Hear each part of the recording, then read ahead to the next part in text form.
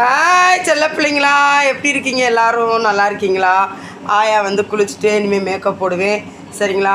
அதுக்கப்புறம் வந்து நம்ம மோட்டு 3 வச்சுருக்கோம். அவங்களுக்கு சாப்பாடு வச்சுருக்கேன் ரெடி பண்ணி பாருங்கள்.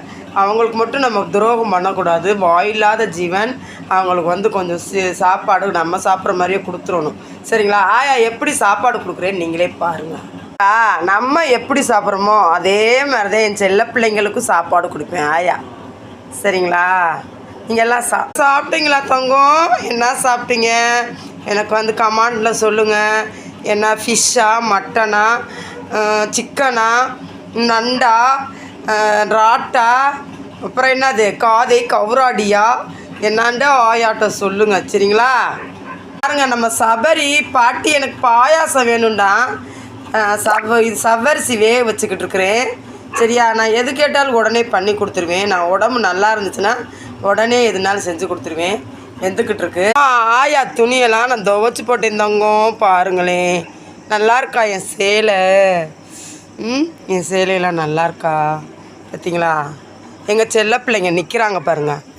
அந்த ஒருத்தன் நிற்கிறான். நீ 2 பேர்த்த காணும் தங்கம். மோட்டை வாங்க செல்லுங்களா, சாப்பிட்லாம்.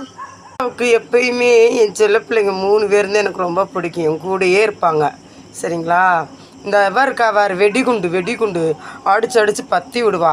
நான் எங்கேயாவது போயிட்டேன்னா என் கூடயே வந்து ரொம்ப கஷ்டமாக அழுகுங்க என் பக்கத்தில் வந்து. அதனால் இப்போ எங்கே போயிட்டு வந்தாலும் பிஸ்கட்டு வாங்கிட்டு வந்துடுவேன், அந்தானே போட்டுருவேன்.